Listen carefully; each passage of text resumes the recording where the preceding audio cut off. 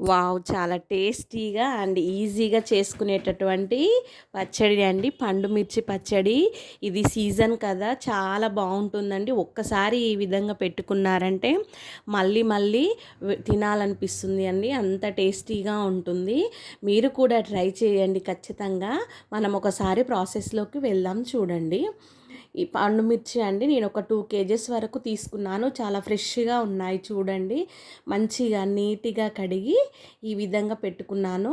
మనము ఒక క్లాత్ తీసుకొని వీటినన్నిటిని కూడా మంచిగా నీట్‌గా తుడిచి పెట్టుకొని ఆరబెట్టుకోవాలి. ఆరబెట్టుకున్న తర్వాత నేను ఈ విధంగా బయట పట్టించానండి. గ్రైండర్‌లో బయట పట్టించాను. ఈ విధంగా మెత్తగా పట్టించారు. ఇందులోకి నేను ఒక 50 గ్రామ్స్ చింతపండు అంటే ఒక కేజీన్నర మాత్రమే తీసుకొని పట్టించానండి. ఆ కేజీన్నరలోకి ఒక 300 గ్రామ్స్ సాల్ట్, అదేవిధంగా ఒక 50 గ్రామ్స్ వరకు చింతపండు పిక్కలు లేకుండా తీసుకొని ఈ విధంగా నేను బయట గ్రైండర్లో మిక్సీ పట్టించానండి. తర్వాత వచ్చినాక ఇంత క్వాంటిటీలో వచ్చింది పచ్చడి.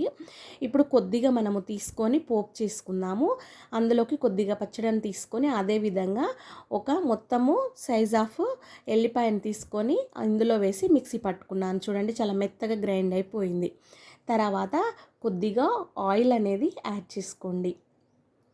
ఈ విధంగా అంటే మనం ఎంతవరకు పోపు చేసుకుంటున్నామో అంత క్వాంటిటీ వచ్చే వరకు మనము ఖచ్చితంగా ఆయిల్ని ఇందులో యాడ్ చేసుకోవాలి. తర్వాత ఒక 5, 6 ఎండుమిర్చి, అదేవిధంగా మళ్ళీ ఒక ఎల్లిపాయ తోడకలు తీసుకొని వేసుకోవాలి. తర్వాత కొద్దిగా కరివేపాకు, కొద్దిగా జీలకర్ర, అదేవిధంగా కొద్దిగా పసుపు యాడ్ చేసుకొని ఇవన్నీ కూడా మంచిగా వేగిపోయే వరకు ఫ్రై చేసుకోండి. ఈ విధంగా ఎవరైనా కొత్తగా మన ఛానల్ని చూస్తున్నట్టయితే సబ్స్క్రైబ్ చేసుకొని ఖచ్చితంగా లైక్ చేసి షేర్ చేయండి.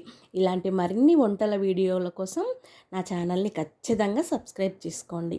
ఈ విధంగా పచ్చడనంతా కూడా అందులో వేసి మంచిగా కలిసేలాగా కలుపుకోవాలి. ఆయిల్ కొంచెం ఎక్కువ ఉంటేనే బాగుంటుందండి. ఒక 1 అవర్ 2 అవర్ తర్వాత ఆయిల్ అనేది కొంచెం పైకి తేలుతూ ఉంటుంది. తర్వాత జీలకర్ర మెంతుల పొడి అండి. ఇక్కడ ఈ విధంగా జీలకర్ర మెంతుల పొడి యాడ్ చేసుకున్నాను.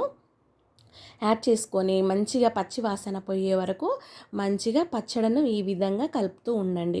ఒక 2-3 నిమిషాల పాటు స్లో ఫ్లేమ్లో ఈ విధంగా మంచిగా కలుపుతూ ఉండండి.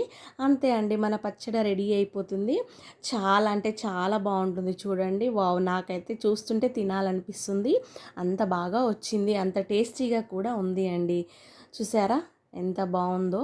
ఈ విధంగా పచ్చడనంతా కూడా మనము ఈ విధంగా తాలింపు అనేది వేసుకున్న తర్వాత ఒక గ్లాస్ జార్లోకి సర్వ్ చేసుకుంటే ఎంతో టేస్టీగా ఉండేటటువంటి పండు మిర్చి పచ్చడి రెడీ అండి.